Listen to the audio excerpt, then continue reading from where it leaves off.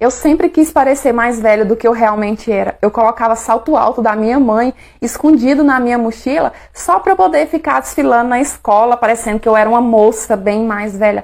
Fora o tanto que eu usava o sutiã dela sem ter nada, sabe? Só para poder parecer que eu já tinha seios. E eu nunca vi problema nisso, até essa história acontecer comigo.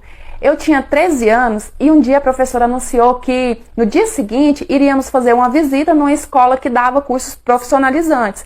Ia ter lá uma apresentação sobre profissões que ajudava a gente a pensar no futuro, esse tipo de coisa. Nessa escola, claro que era alunos mais velhos. E aí na minha cabecinha eu já pensei assim, eu tenho que ir vestida igual a eles, né? Eu não posso chegar lá parecendo uma pirralha. Olha as ideias. Nisso eu peguei um sutiã da minha mãe, um salto dela, coloquei uma calça jeans bem colada e na parte de cima a minha camisa de uniforme, né? Quem me olhava achava até que eu tinha uns 16, 17 anos, maior mulherão, sabe? Quando eu cheguei na escola, a professora até estranhou aquilo, perguntou por que eu tava vestido daquela forma. Mas eu desconversei e lá fomos nós. Quando eu cheguei naquela escola, que eu vi o tanto de carinha mais velho e gatinho, eu fiquei doidinha, empolgada.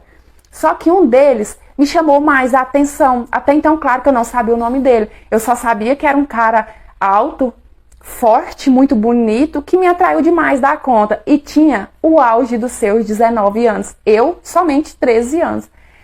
E aí, nisso, sabe, ele estava sentado do outro lado e eu sentada do lado de cá. E a gente ficava se olhando, encarando um ao outro. Eu percebi que ele também tinha ficado meio assim por mim. E nisso, a minha amiga do meu lado, eu ficava conversando com ela, sorria, mexia nos cabelos assim, fingindo que eu não estava olhando ele, que eu não estava vendo ele me olhar, só para parecer mais descolada. Teve um momento que eu tive a certeza que ele estava super interessado em mim. Então o que eu fiz? Levantei e fui para o banheiro, de propósito, porque eu sabia que ele ia vir atrás. E isso realmente aconteceu. Quando eu entrei no banheiro, ele entrou junto no banheiro das meninas. Quai, seu app de vídeos curtos. Nem se importou. Só que também o pessoal tava tudo lá empolgado naquela apresentação, né? E aí no que a gente entrou no banheiro, ele foi e perguntou meu nome. Eu falei e perguntei o nome dele. E ele falou assim pra mim, Everton. Até então eu não sabia, mas esse era o nome que ia me fazer repensar nas minhas atitudes. Vai vendo. E aí ele virou pra mim e falou assim, nossa, eu te achei tão linda, sabe? Fiquei muito afim de você. Eu queria demais uma chance. Falei, pois pronto, você já tem a sua chance, pode aproveitar. E a gente começou a se beijar dentro do banheiro. Terminamos, a gente voltou pra lá, ele foi pro lugar dele, eu voltei pro meu. Só que a gente não parava de se olhar, de dar sorrisinho um pro outro. Era impossível não perceber o que estava acontecendo ali entre nós dois. E aí teve uma hora que ele fez sinal assim pra mim com a cabeça, como se estivesse me chamando pra sair. E ele levantou e saiu e eu fui atrás. Nisso ele segurou na minha mão, a gente foi saindo da escola, né, e ele foi me levando. E eu falei assim, onde a gente vai? E ele falou assim, vou te levar pra dentro do meu carro pra gente ficar mais à vontade, sabe? Sem ninguém olhando, sem o perigo de ninguém chegar. E gente, olha o quanto eu era doidinha. Eu já tinha beijado outras vezes, sim, várias vezes, porque eu era assim, sabe? Mas só, nunca tinha acontecido nada demais. E eu tava ali, indo pra dentro do carro, de um homem que eu não conhecia. E o pior, que eu tava adorando, sabe? Tava me sentindo mulherão, fazendo coisas de adulto. E a gente foi. Entramos pro carro, ele fechou a porta, fechou os vidros e a gente começou, né? A se beijar e aquela coisa toda. E aí, de repente, a mão dele começou a me tocar, tipo, de forma mais maliciosa. Pegou nas minhas pernas, aquilo tudo. De repente, ele veio e pegou, sabe, assim, de mão cheia mesmo. E eu tava tão empolgada ali no calor do momento, gente, que eu apaguei totalmente que eu tava usando o sutiã da minha mãe. Tá, mas qual o problema? O problema é que não tinha nada dentro do sutiã, nada, absolutamente nada, só sutiã mesmo, só volume. Então, quando ele pegou, ele parou de me beijar e ficou olhando assim com a cara de estranheza. E eu nem me toquei até então, sabe? Perguntei assim, ué, o que foi? O que aconteceu? E ele falou assim, olha, me desculpa a forma direta que eu vou te falar, mas você não acha que esse sutiã tá um pouco grandinho pra você, não? E, gente do céu, meu pai. Sério, a minha cara nesse momento queimou de vergonha. Eu senti a cara arder.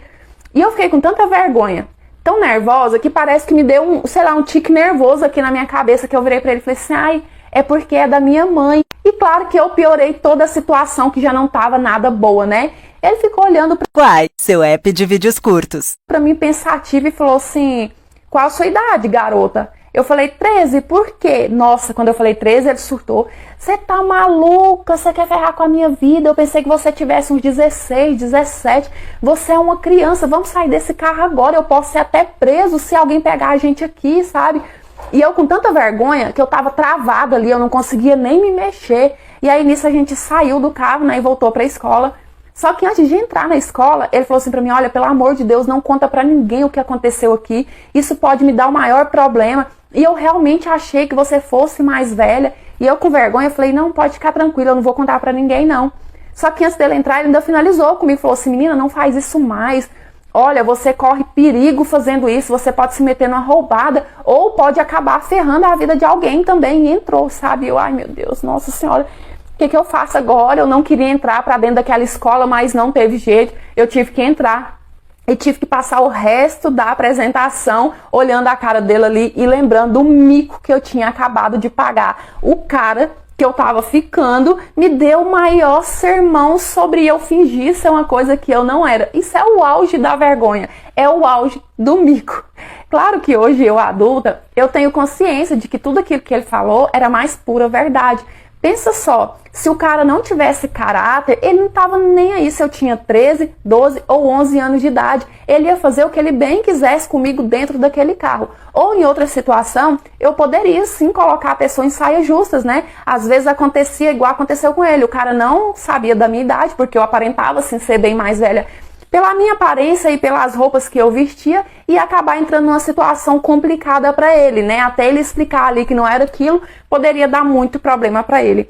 Hoje em dia, eu ainda vejo muitas meninas agindo dessa forma, bem mais nova, se vestindo, agindo como se fosse bem mais velha. E o que eu posso te dizer é, gente, viva devagar, sabe? Viva cada fase da vida conforme tem que ser, não passe o carro na frente dos bois, porque de repente você pula etapas, e eu posso te dizer com certeza que quando você tiver a minha idade, você vai desejar tanto, mais tanto, ter aquela idade de 12, 13 anos. Quai, seu app de vídeos curtos. Esse é o motivo pelo qual você não deve confiar em qualquer pessoa na internet. E essa é a história de como eu me apaixonei por um fake. Um dia um cara bem gato reagiu aos meus stories, mas eu não dei muita moral, sei lá. Até que um dia ele respondeu meus stories dos meus gatos, e aí eu decidi dar uma chance pra ele, porque eu amo quem nota meus gatos. A gente começou a conversar pelo Insta e depois de um tempo eu passei meu WhatsApp pra ele, e em questão de pouquíssimo tempo a gente já conversava sobre tudo. Ele até chegou a me contar que a mãe dele havia falecido e que ele nunca tinha falado sobre isso com ninguém. Então, de uma certa forma, eu me sentia especial.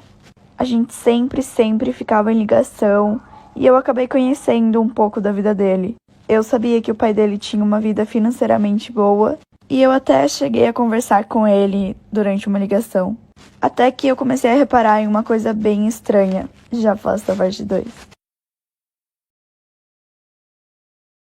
Parte 2 do motivo pelo qual você não deve confiar em qualquer pessoa na internet. Eu nunca tinha desconfiado de nada até a hora em que eu decidi stalkear ele. Tinha foto desde 2019 e ele realmente parecia ter um perfil normal. Mas eu observei tudo e uma coisa me chamou bem a atenção. Em todas as fotos dele não tinha comentário de ninguém. Nenhum amigo, nada. Ele tinha mais de 1000 seguidores e nenhum comentário de ninguém. Até que eu percebi que ele só seguia meninas. Eu achei bem estranho, porque era literalmente só meninas. Eu comecei a perguntar pra ele e ele só se enrolava nas mentiras.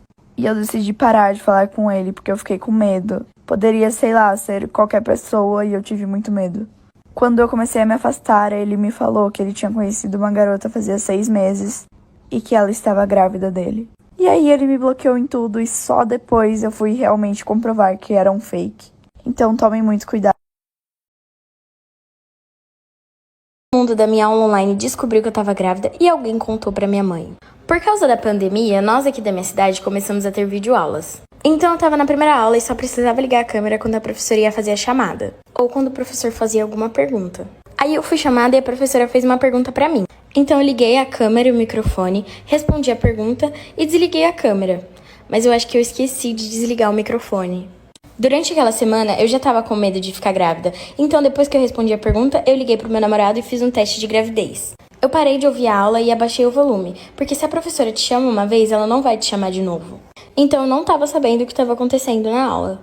Nisso eu tava no telefone com meu namorado e eu tava enlouquecendo porque o teste tinha dado positivo. E eu tava tão nervosa que eu comecei a gritar no meu quarto falando: meu Deus, eu tô grávida, o que eu vou fazer? Eu olhei pro meu computador e a aula já tinha acabado, mas tinha um monte de gente me mandando mensagem perguntando se eu tava bem e falando que tava aqui por mim e tal. Eu fiquei doida.